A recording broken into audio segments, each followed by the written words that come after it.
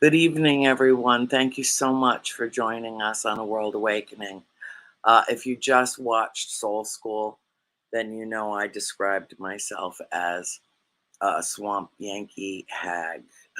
And I've just come off of a week of traveling thousands and thousands of miles in two different sections of the country. And I started last Friday and went to Kansas City, Missouri. And while I was out there, I met some absolutely extraordinary people. And two of those people are on the show tonight. Mary and Wendy are healers, and they are the two women that are responsible for keeping me on my feet, keeping me on my toes, and giving me the strength that I needed to get through an extraordinarily busy weekend that otherwise would have drained the energy completely out of me. And they brought me back to life. They rejuvenated me. They gave me a wonderful, wonderful gift. And so it would not be fair of me to hoard them all for myself. It was more important to me that I invite them on World Awakening tonight and share them with all of you.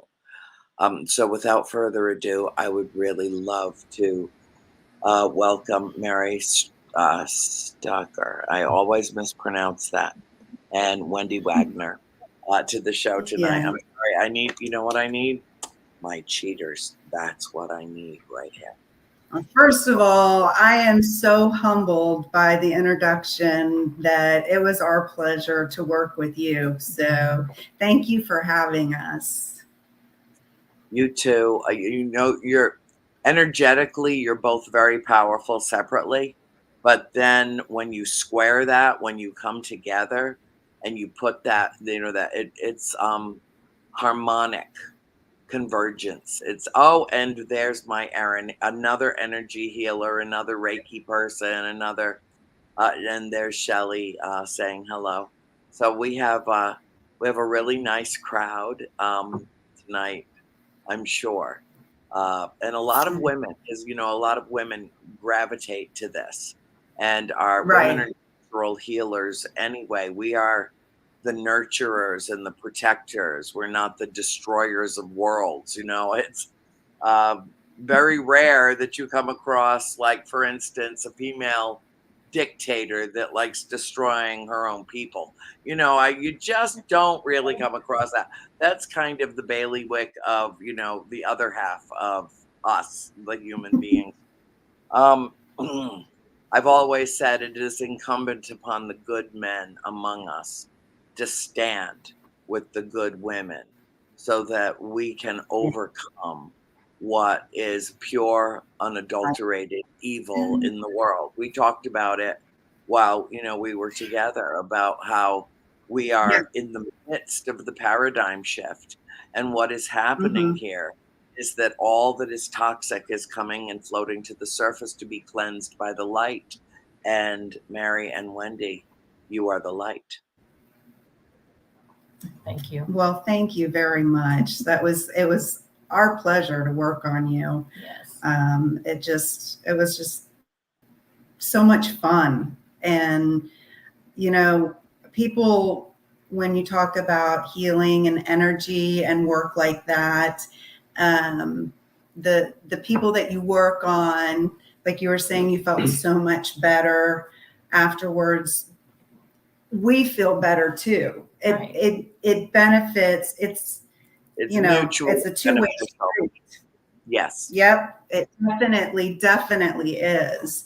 So I don't know about we you, did Mary, but very serious raising of the vibration together that yeah, weekend. We did. yes, And everybody who we touched, literally or figuratively, everyone that we touched was enriched by that.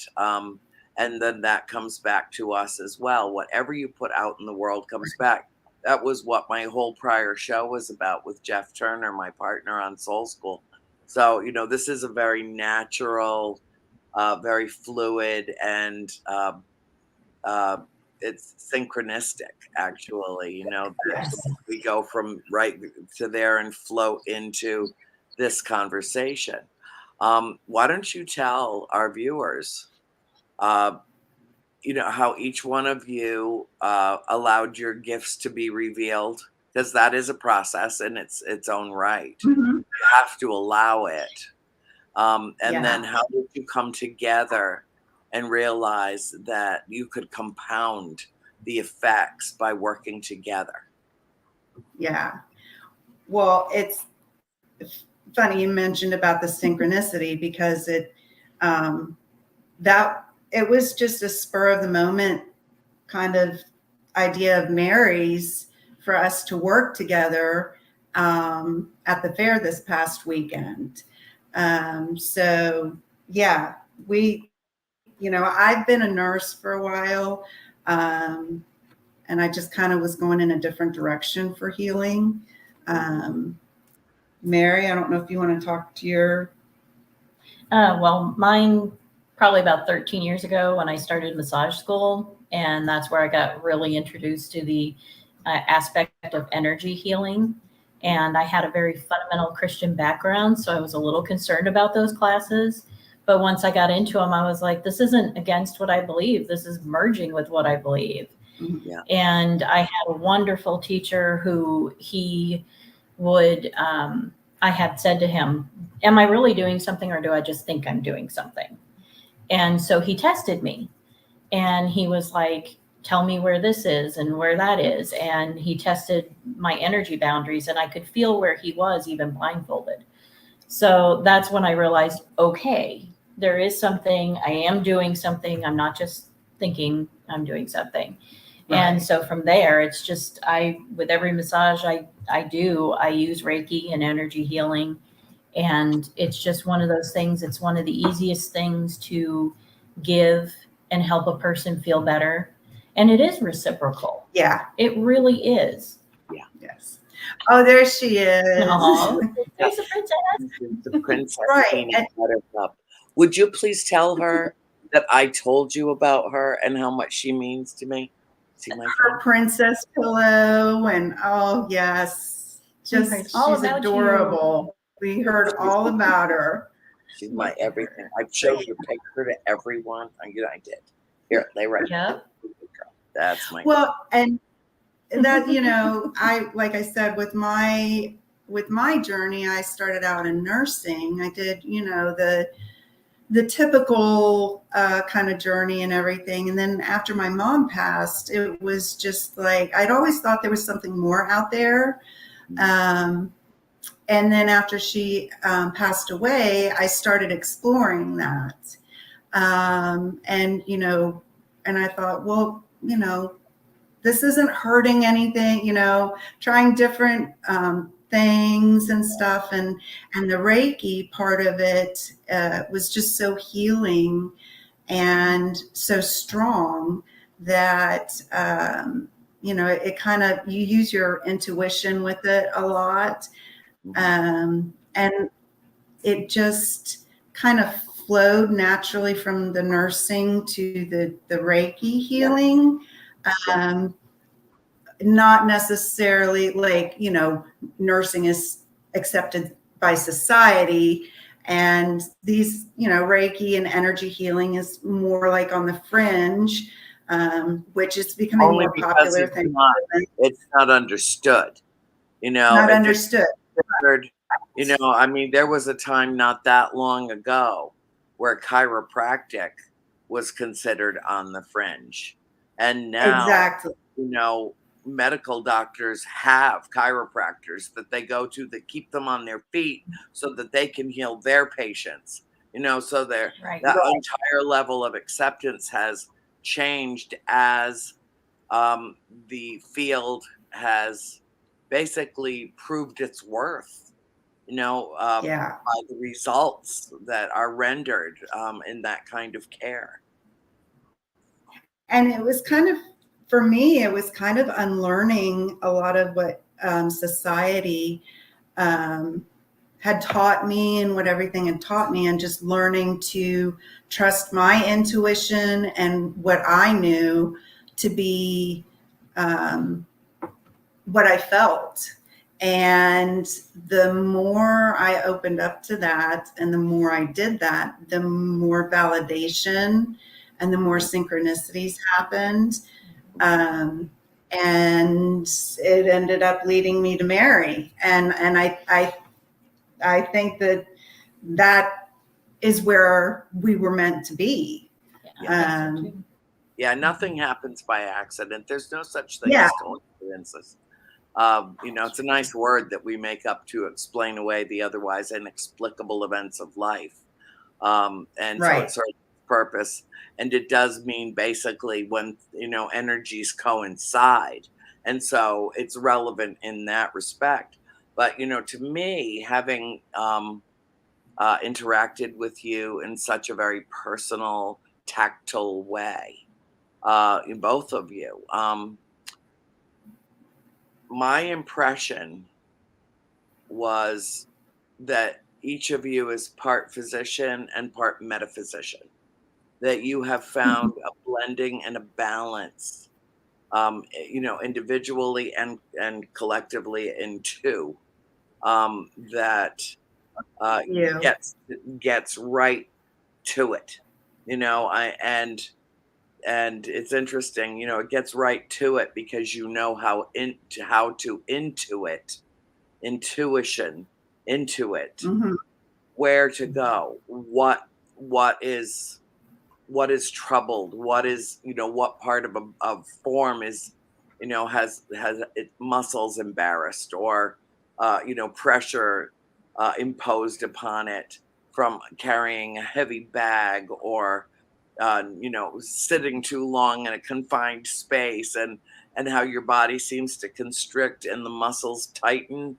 And what you did was you let me release my pain through releasing the muscles that were so severely constricted.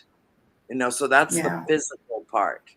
But the metaphysical part is nondescript. It's esoteric. You can't grasp it and hold it. It's like a ghost, but it's still there. And it was a very spiritual experience for me. And I've worked very closely with my dear friend and one of my assistants, Erin, in terms of energy healing, and I can do it to other people myself. I can't heal myself for some reason. I don't know why. And Erin and I were together this morning in Rhode Island. Now I'm back in Georgia. And we had that conversation this morning. She's like, "Oh, my neck is so screwed." I'm like, "Here, give it to me. Let me work it." And it really, really helped her. And I only spent a few minutes with her because that's all I had. And she does remote energy healing, and she's very effective at it. But I need her to touch me. I need to be touched to have that physical connection. And so she makes an exception in my case when she's working on me, and also sends me energy remotely too, which obviously works because I'm awake after, a day that started at 5 a.m. Whirlwind. Yeah. So, and it's not just coffee. I mean, I am energized by the experiences that I've had over the last week. And like you said, you put out what you put out with your client, but what you get back is equivalent and enriching, and a beautiful merging that goes on. And people don't know that. They think it's just, you're taking your energy and you're shooting it from point A to point B. But as Jeff and I discussed in Soul School, there's a resonance. It resounds. It comes back to you. And the more you do it, and the more you do it, and the more you do it, and the frequency with the frequency with which you do it raises the frequency. And so at this time, this particularly difficult time, we were all born to live now. We were all born to make a difference in the world now, in whatever way we can. And there are so many people that are hurting physically, mentally, spiritually, emotionally, challenged in every conceivable way right now. So you're part of the solution to that. Well, thank you. And it does. It has a synergistic effect, I think, on both of us. And I don't want to speak for Mary, but I believe everything is energy. Everything And everything. everything is energy. And I kind of equate it to like playing the piano. Like you can learn, everybody can take piano lessons and learn how to play the piano. People can learn how to work with their energy. There are some of those Mozart energy people that it like comes naturally to. Unfortunately, I was not one of those. I've been working at it. But you just have to learn to trust yourself. Yes, that's the biggest part. Trusting yourself and having confidence that what you're doing is going to make a difference. Do you ever envision a time when this is something that you won't do anymore? Or are you able, when you are literally drawing the pain out of somebody's body, do both of you know how to dispel it so that it does not become a burden or oppressive for either one of you? You don't hang on to any of it. No, there's grounding techniques and different techniques that you learn. And I think it's fairly personal for, there's basic ones, but I know it's personal with me, mine's different than Mary's. And right. Well, like a dentist will extract a tooth. Okay. And that's very personal too. Like literally remove a part of your body that has an issue and it is gone. And then you replace it with whatever. But this is different. You are extracting myriad things that are going on with each individual that you work with. And whether that be extracting emotional pain, extracting physical pain, pulling out of them whatever is infected, whatever is toxic, whatever is causing them. You both know that we can literally make ourselves sick by focusing too much on negative or expending too much negative energy, or even creating negative energy with our thoughts that will be troublesome, burdensome, heavy, oppressive for us, and that you have to shed that like a snake sheds its skin, or it will have an adverse effect which can remain lifelong unless you deal with it. Right. That's true. I think that's your greatest gift, is that you, the two of you, help people deal with that and extract that out of them, but not hang on to it. Just, send it off to wherever it came from and let it go find another life as a different energy form to transmute, to transform, to be gone. And that's what when I explain it to people that I work with, it's like, I have them breathe deep and breathe out whatever gunk or whatever, mind, body, spirit. And I breathe it out to the universe. The universe can transmute it. The universal trash bin. Yeah. Yeah, exactly. I don't act to understand like they know how it works, but it does. I believe it. Yes. Yeah, it does. Yeah, there's a really enormous landfill somewhere out there that takes all this crap in. There's got to be. Yeah. I mean, and we can't afford to hang on to another person's pain. That Right. is destructive. It's self-destructive. If you're going to do this kind of work, it's incumbent upon you to understand the essentials of the methodology. And that is, number one, do the healing. Number two, let it go. Yeah. There's a lot to be said about self-care Right. as well. So I know for me, if I'm not in the right space, I'm not going to be beneficial for the person that wants me to work on them. So I have to take care of myself. Yeah. How do And you yeah, do you that? do have to. Well, I was going to say one of the ways that I do that is by taking a few minutes to ground myself and think about what I would like to accomplish. And usually it's very vague, like I want to take the pain away from this person, or I want to help them relax, take stress away, or whatever. So I kind of leave it vague, because when I'm start working on somebody, I might find something totally different than what I would expect. Yeah. But if my headspace is already in the wanting to help them in whatever way I can, then I can usually work with that, take away what they're needing to have taken away. And then I also visualize allowing basically an opalescent type light back into them for their body to distribute as it needs.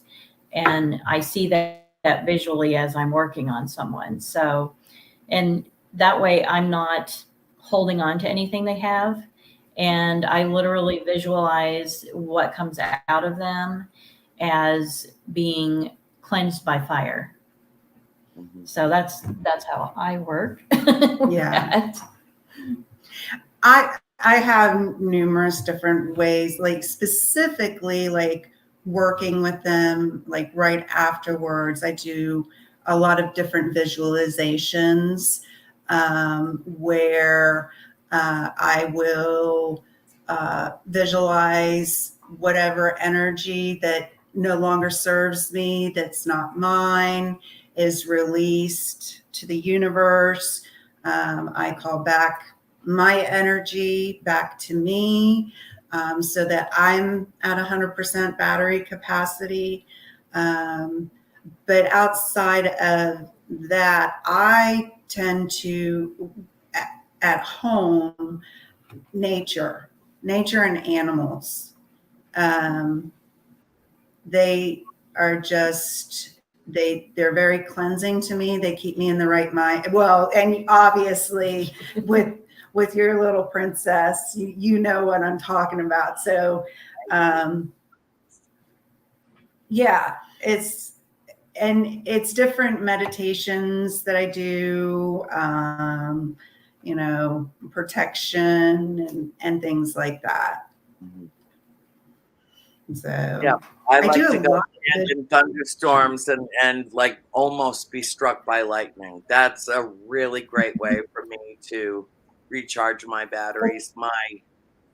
That's been my proclivity since I was knee high to a grasshopper. If there was a good thunderstorm, I was out in it with one of my two parents dragging me in, telling me I was about to die. So yeah, You that's always worked for me. I do not recommend it for the public in general. I'm not from I up was going to say, you sound like you're from the Midwest. There's always a joke in the Midwest that whenever there's tornadoes around and everything, we all go out and look for it. Oh, look at that! Whoosh! There you go. Yeah.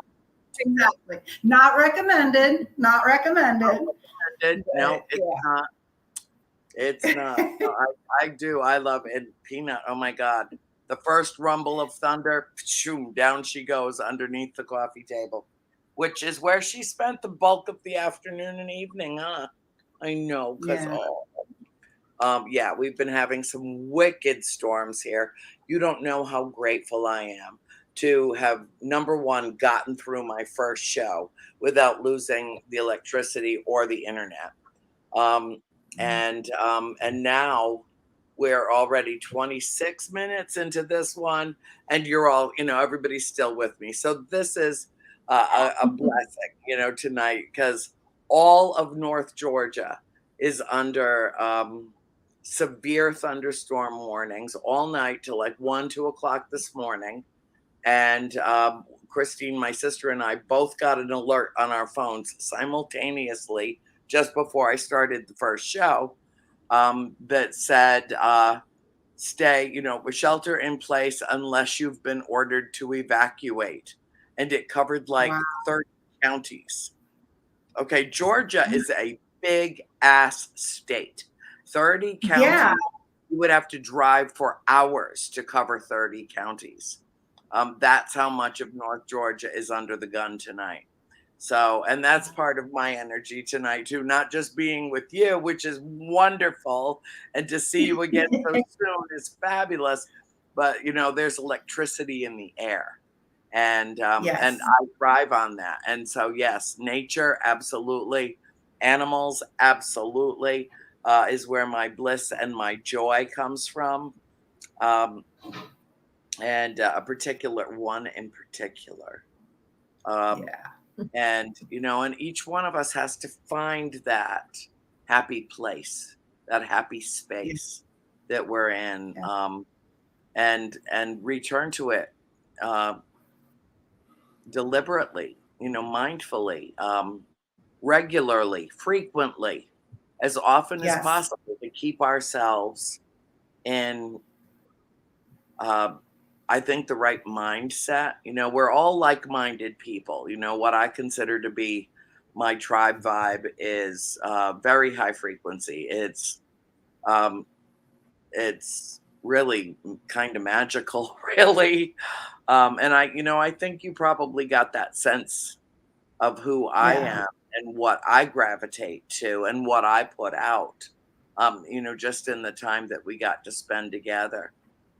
But I find that the greatest healing that occurs often occurs between people who are basically riding the same wavelength.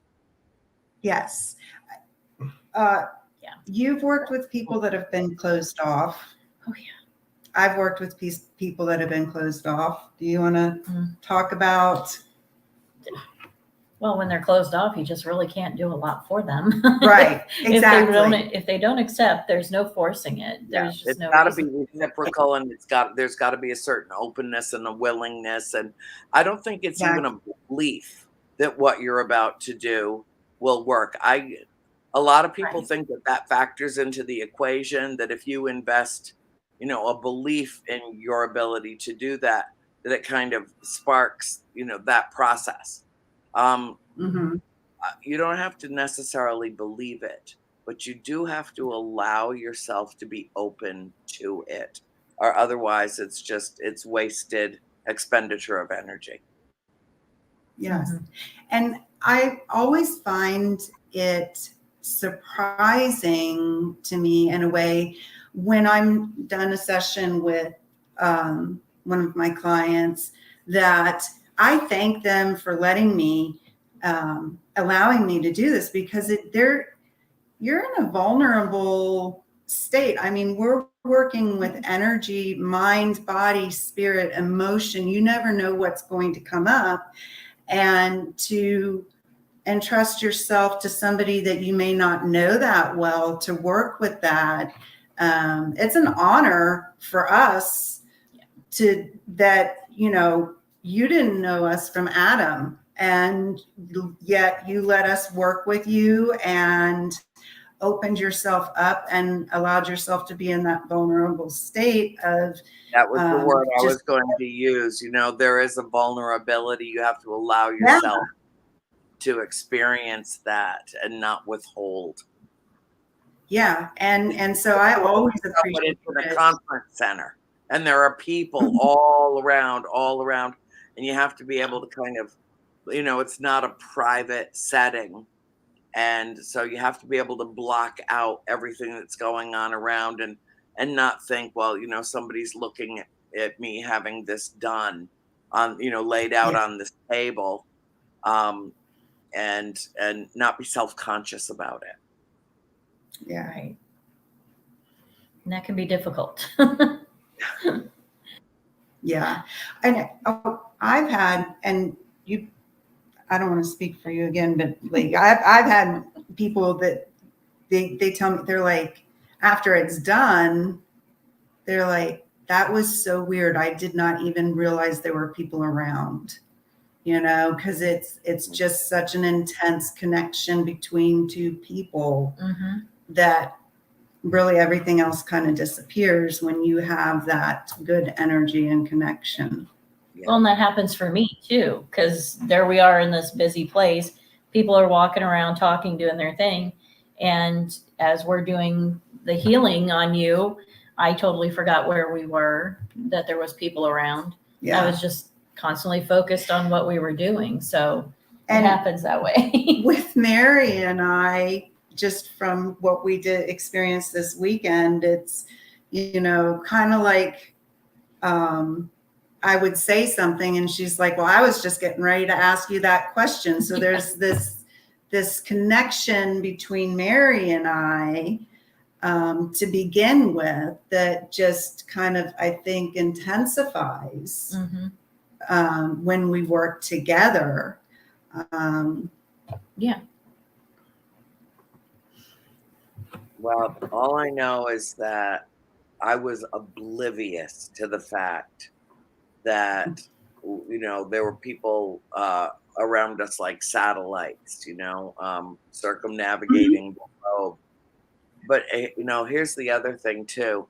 We were in a collective of people who would never even think to stop and gawk, would never even stop and say, oh, they've got Andrea on their table. I'm going to just stand here and watch, because their sensitivities and their sensibilities would prevent that from happening, because they would consider what we were doing, even out in the open, to be sacred space, to be private. It's almost like they're the ones that put the scrim around us, and we were boxed in by this invisible shield of energy that was almost like, having sheets or, something that just blocked it and held it in right over the table from my head to my feet, both sides. And, I'm laying there on the table. I'm holding the crystals. I can feel the crystals pulsing in my hand. And I don't know if they're reacting to my own human pulse or if the crystals themselves are pulsing and I'm feeling it in my skin. And when you start focusing your energy and your attention on just this part of your body, just this, everything else just seems to be available, not be restricted in any way, not being, not retracting your energy, but just allowing it to it's a kind of metamorphosis in a strange way. I don't know. I reacted to both of you the same way that I react to Aaron, the same way that I react to my my energy healer out in California that I see whenever I'm out there. And it is I think it's a gift. That's Matt. I do. It's a gift. It doesn't mean that everybody can't do it in the same way that everybody can't, not everybody can play the piano, but everybody can learn to play the piano, perhaps at different levels of expertise, depending on your just natural inclination to play musical instruments or your diligence in terms of practice. But this is a different kind of practice. This exactly. It's holy. There's something sacred about it. Yeah.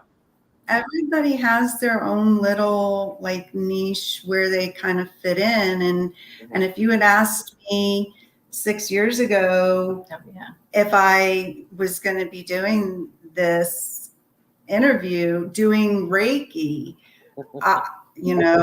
No, what? No way, Hanging and, out and with Andrea on a Friday night on, a nationally syndicated show. Nah, that would never happen. Yeah. And I do, for me, you talk about everybody's inclination and learning and everything, but I do feel, and this is how I explain it. And the energy is there. We talked about that. It's everywhere. And I feel like I describe myself as an extension cord. Okay.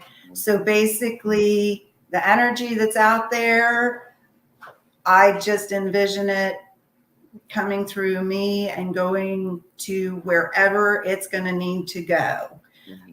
So I would love to take kudos for everything I've done, but I do believe that it is above and beyond me. Now, I do believe that Mary makes me better. As you do to me. So, yeah. Well, our energy does complement each other, and your vibration is just slightly different, but in a very complementary way. I knew when I felt the vibration in Mary's hands. I knew when I felt the vibration in Woo Woo Wendy's hands. I didn't have to open my eyes and see who was doing what. I could feel who was doing what. I never opened my eyes not once. Mm-hmm. Oh, well, that's great to hear. Because like we said, this was an impromptu thing. So this is something I think that both of us would like to continue doing too. So working together doing anytime you want. I'll give you my address. Kansas City's not that far away. Right. Yeah. Actually, I don't even know if you live in Kansas City. Where do you come from? So I live in Warrensburg, which is about an hour outside of Kansas City. Yeah, and then I'm in Independence, which is about 40 minutes, Yeah. depending on traffic. Mm-hmm. So we're pretty local to Kansas City. So yeah. I live out in the country, so pretty much no matter where I drive, it basically takes me an hour to get to wherever I want to go. But I like the country. Yeah. Yeah, me too. And if I'm too close to civilization, that does not work for me. I mean, where I am right now, in Georgia, is there we have as many horses and cows as people for neighbors. I'm great with that. Plenty of deer, plenty of, we've got, oh my God, we got a good zillion bunnies all over this, couple of acres of land, and chipmunks galore, and, just wildlife, birdies. We feed hundreds of birds. We go through 25 pounds of bird seed a week on this property. Wow. Yeah. And I mean, it's like a full-time job just keeping those little fatty patties full. But because they do so well, and because we, feed them the very best seed, they're very healthy, and they make lots and lots of babies. And in a world where birds are disappearing, I'm all for them reproducing as much as possible. Let me help. Paying forward, yeah. But I totally get the whole. I really do think, and one of the things that I wanted to talk to you both about was, do you feel like lockdown, COVID, some of that isolation that we experienced, the crisis, and the sense of urgency and all that we went through during the pandemic, did that in any way unlock this? Because an awful lot of people have told me that just going through that massive shift in terms of our living circumstances, so many people reacquainted themselves with nature. worked from home, went outside, looked up at the sky, walked barefoot in the grass, reconnected with the world and the universe in a way that they might not have if their just daily grind and their routine was not in any way interrupted. And COVID interrupted and changed a lot of people and opened a lot of people, and damaged a lot of people. Mhm. The mental health crisis that has ensued from it. But then there were a lot of people who found their way through it and found and discovered their gifts. How did it impact both of you? It's not over, obviously, it never will be, but the worst of it Right. is over now. How did it affect you? And do you feel like your self-awareness and your own understanding of your own gifts emerged during that time? Well, for me personally, while everybody else was being locked down and bored, my best friend and roommate of 15 years was diagnosed with leukemia, and he unfortunately passed in May of that year. I'm And sorry. so, thank you. It's still difficult. When somebody's with you that long, you kind of get used to them being around. So, and he was such a really good hearted person. Everybody that knows him really, eh, just the nicest person, would have given you the shirt off his back. So everybody else was worried about COVID. I was worried about getting him into chemo treatments and getting him to the hospital and how he was doing and all that. And about the time that he was supposed to come back home was when we had lifted and when I went back to work. And after losing him, I had to really decide, what did I actually feel about the hereafter? And for me, I had told him on the night that he died that I knew he was standing with me, but I couldn't hear him. So I told him to go to a friend of mine and I said, you need to tell her these 4 things. And the next day at about 11 o'clock, she called me and she said, I have to take care of the baby, but Chris came to me and said, I needed to tell you these 4 things right now. And she told me, and she had no clue I had asked him about that. And it kind of, that was it. That was when I was like, you know what? Everything I believe is true. He is still here. He is still doing his purpose. And I started focusing on the fact that the people that were coming to me really needed that healing. They needed touch. Humans need touch. Not having touch for 6 to 10 weeks destroyed so many people. So putting it back out there, giving your energetic best, that's become much more important to me since then. Yeah, being deprived of human touch and that sense of intimacy is extremely detrimental. I don't think we are Mm. extremely social creatures, but we're also extremely tactile creatures. Some of us Yeah. more so than others. I've never met a human I didn't want to hug. Even if I got a bad vibe from them, I wanted to hug them and kill them. So I can't help that. That is part of my nature. Um, but being isolated from one another and deprived of that social interaction um, was, I think, extremely detrimental to a great many of us that had to find another way to channel that need to find a way to receive it. Interestingly, and I don't know how this works or why it happened, but right after COVID hit and lockdown hit, the shelters emptied out from coast to coast, and people went out and got themselves a cat or a dog, saved a Yep. life, kept them with them for 2 or 3 years, and then a grotesque number of them were returned to the shelters once people went back to Yeah. work back to their regular lives. And, that broke my heart because it was like taking this animal and saying, I'm bringing you into my family. I'm bringing you into my home. Thank you for providing me this companionship. Now go away. I don't need you anymore. And discarding them like an old pair of shoes that had a hole in the sole.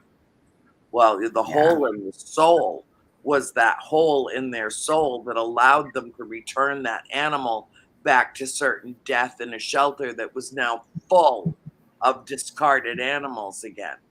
So I mean, there were so many things that happened during the pandemic that I found at once hopeful and also deeply disturbing.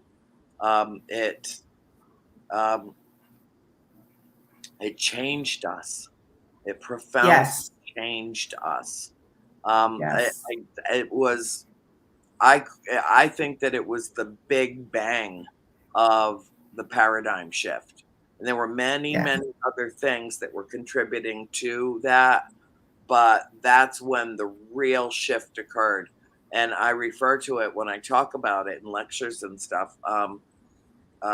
We think in terms of time as BC and AD, but BC now means before COVID to me, and Yep. BC means after Delta. Once we got Yeah. to the point of what they called herd immunity, where virtually everybody had been exposed to it in some way or another, to some extent Mhm. or another, had a reaction or not a reaction to the virus in one way or the other. And Yeah. so it lost its potency in terms of its infection rate because it kept knocking on doors that had already been opened to it previously. And so there was a certain level of immunity that began to build. And then, we started toe dabbling back into the river of life and swimming upstream again and going. And, it begs the question, what the hell did we learn from it? If, we endured it and then just went back to some facsimile of how things used to be in the past, even though nothing's ever going to be the same on the other side of this. Right. People just want to pretend that it's gone and that everything's gone back to normal. There's nothing that's gone back to normal. There is no normal anymore. Where the only thing constant in the universe is change, and we're all Yeah. flux stuff. We are. Yeah. We are. And, so I look at the work that the two of you do as part of the solution to that. And I say that not just to the two of you and what you bring to the table, so to speak, but, all workers, all light workers. I think of you as light workers.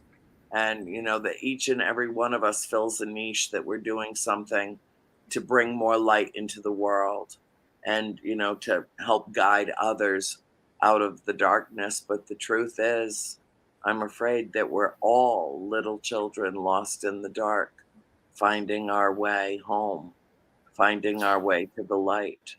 And some of us are maybe a little closer to that understanding and can see the light in a different way.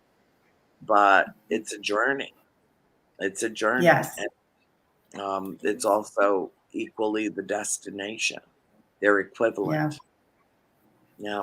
And Oh my God, we you just never blew through an hour. No, go ahead. I was just going to say, you never know what the person next to you is going through. Right. So compassion and kindness in this day and age is what we need to remember. You don't know what they're going through. You may be having a bad day. They may be having a worse day.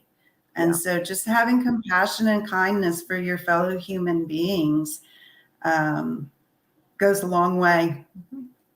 It certainly does. And I deeply appreciate what the two of you did for me. You got me through. I mean, ask Greta. She was there. She knows. It was It was exhausting. Just the travel alone was exhausting. But it was also enlightening. It was mesmerizing in some ways. It was a wonderful, wonderful weekend. And I so look forward to seeing you again, spending more time with you. Did you include your links so that they'll show in the archives? How can people get in touch with you? I am not sure. I need to make sure that we have to double check that.